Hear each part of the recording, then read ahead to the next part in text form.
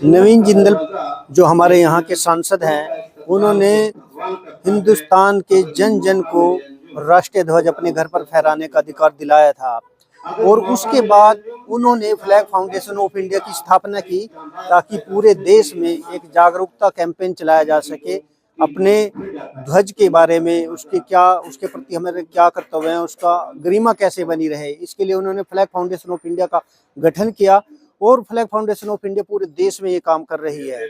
अब तक 200 बड़े विशालकाय तिरंगा जो हैं पूरे देश में लगाए जा चुके हैं फ्लैग फाउंडेशन ऑफ इंडिया के द्वारा। अब नवीन जिंदल जी ने फ्लैग फाउंडेशन ऑफ इंडिया के माध्यम से एक नई मुहिम शुरू की है, राष्ट्रीय ध्वज जागरूकता अभियान 2026। इसमें और बातों के अलावा हम सबसे बड़ी बात जो ले रहे हैं उसमें क्या है, जिंदल साहब ने एक नई मुहिम छेड़ी है कि जितने भी पुराने फटे हुए या किसी भी तरह से क्षतिग्रस्त या खंडित तिरंगे हैं उनको एकत्रित करके रिसाइकल करवाया जाएगा और कुछ फाइबर उनका पुराना होगा और कुछ नया फाइबर जोड़ करके नया तिरंगा, नया स्वरूप दिया जाएगा। हम एक पूरा डाटाबेस तैयार रखेंगे इसका, जहां से हम कलेक्ट करते हैं जो भी हमें फ्लैग फाउंडेशन ऑफ इंडिया को जमा करवाता है ऐसा तिरंगा, हम उसको बाद में पुनः नवीनीकरण के बाद वो तिरंगा वापस भी करेंगे। यह मुहिम है और मैं आपके चैनल के माध्यम से ये अपील करना चाहता हूँ जनमानस से कि वो अपने राष्ट्रीय ध्वज के प्रति गरिमा को बनाए रखने के लिए बढ़ चढ़कर कार्य करें। और जो सांसद नवीन जिंदल जी ने नई मुहिम शुरू की है कि पुराने तिरंगे, खंडित तिरंगे आप हमें हमारे कार्यालय में जमा करवा सकते हैं, सांसद नवीन जिंदल जी के कार्यालय में जमा करवा सकते हैं, फ्लैग फाउंडेशन ऑफ इंडिया के कार्यालय में जमा करवा सकते हैं।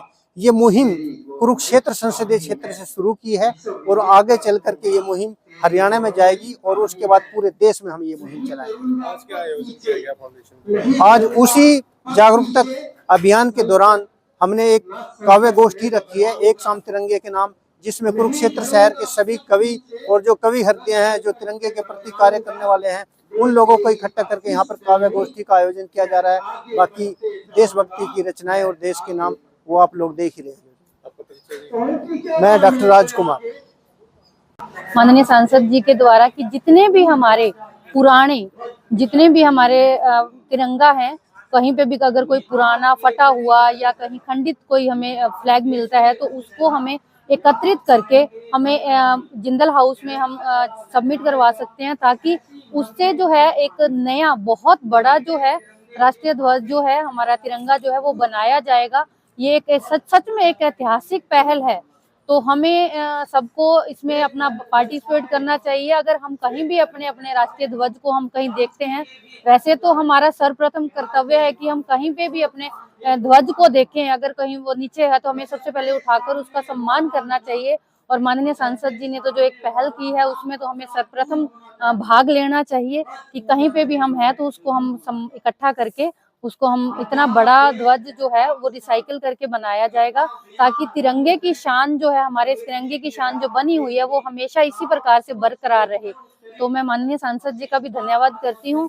और कल हमारा परसों जो है 26 जनवरी गणतंत्र दिवस है, उसकी भी मैं सभी को बहुत बहुत बधाई देती हूँ।